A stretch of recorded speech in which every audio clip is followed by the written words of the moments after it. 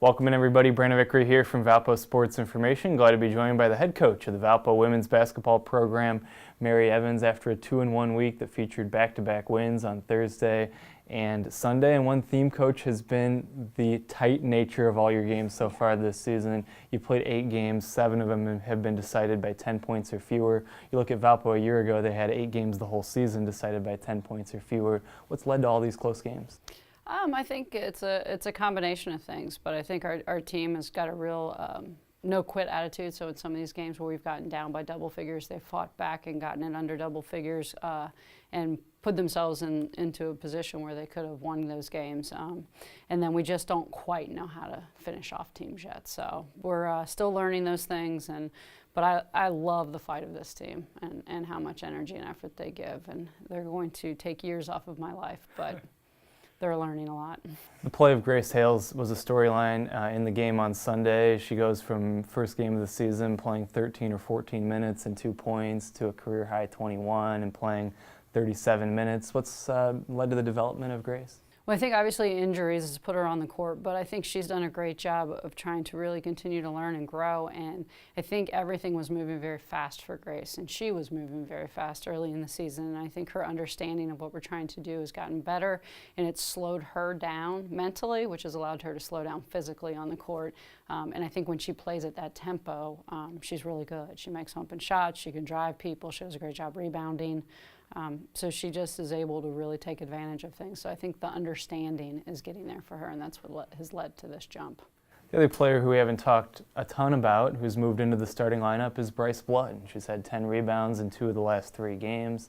What have you seen from her in terms of her development this season? I think, again, she's understanding. Probably a huge change for her, going from being a back to the basket on the block kind of player to moving out and being asked to screen and drive and do those things. But Bryce brings a real physical presence to the game.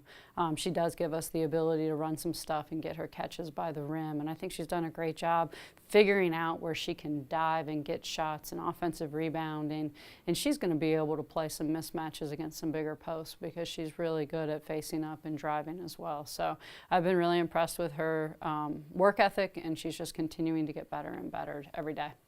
Balanced scoring has been a theme. In the last 6 games, you've had 5 different leading scorers. A year ago, this was a team that was in most games led by one of 2 players, either Danny Franklin or Meredith Hamlet. How important is that balance for your team? It's huge, and it's a big part of my philosophy. Like, I don't want us to ever get to a point where we rely on just one player. And it's nice to have someone like Meredith who can go get you a basket late in a game, but it makes it really easy to defend your team when you only have one player. And so I like that we have different people stepping up, and different kids are being game planned during the course of prep weeks, and the kids that are being tried or that are being taken away are doing a nice job of letting their teammates help them.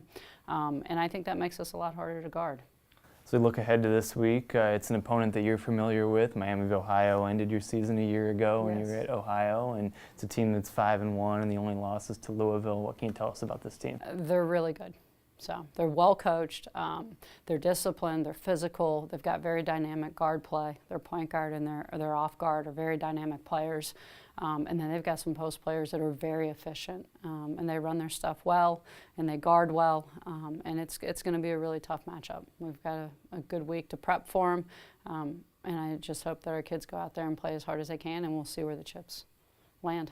And to continue to kind of look at this stretch, you're in an unusually large stretch of sleeping in your own beds and playing a lot of home games. Just what's it like to have this stretch for you at this point in the season? I think it couldn't come at a better time. I mean, we've got some kids that are out that we're going to be trying to get healthy.